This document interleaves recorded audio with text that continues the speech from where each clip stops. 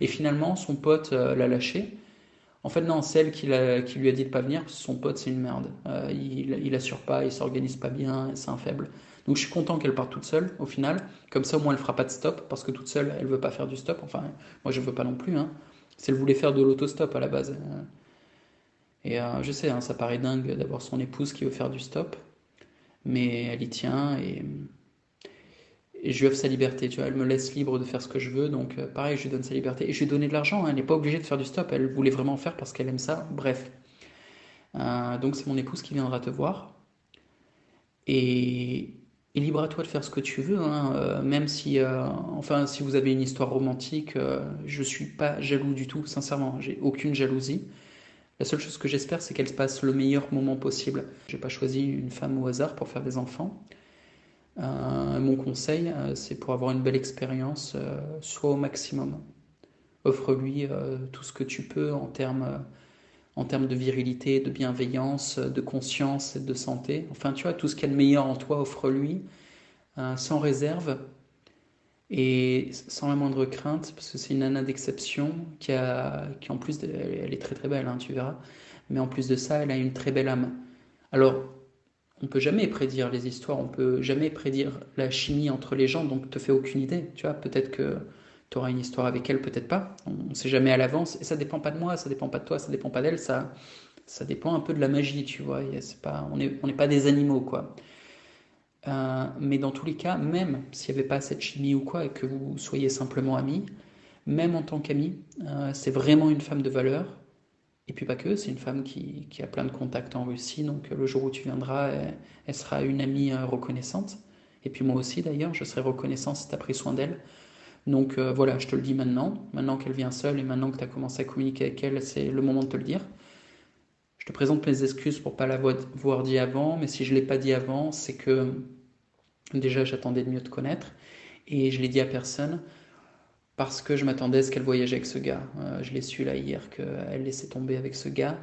Et tant qu'elle était avec lui, il n'y avait pas vraiment de raison de le dire, j'avais l'impression. Enfin, tu vois, c'était pas le même contexte. Puis je me suis dit, c'est pas grave, tu vois, ça ne sera qu'une bonne surprise. Ça peut pas être mal, quoi, c'est juste positif. Que je t'envoie quelqu'un de confiance et de valeur, mon épouse en l'occurrence. Donc voilà.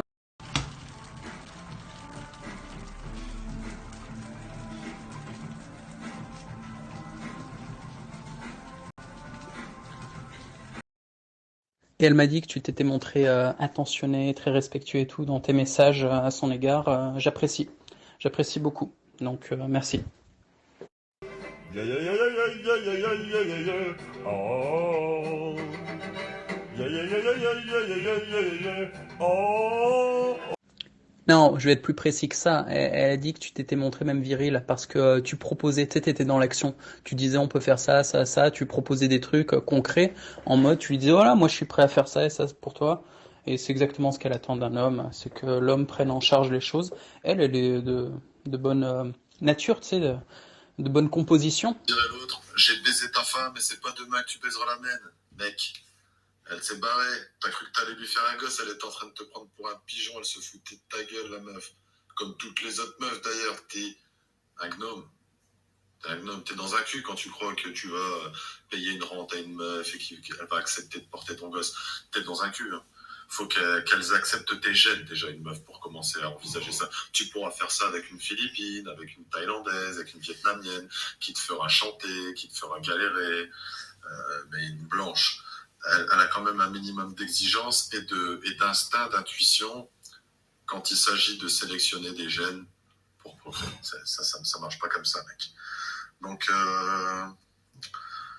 voilà, j'ai un peu la flemme de faire une vidéo, c'est pour ça que je fais ces posts là pour que ça circule.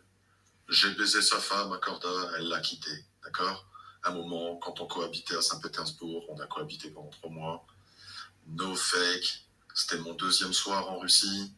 J'ai baisé sa femme, il était dans la pièce à côté, il a mis un casque pour écouter de la musique pour pas l'entendre. Genre, ok. C'est un cuck. Pour de vrai, c'est pas une façon de parler. C'est un cuck. Tout le monde le sait. Hein.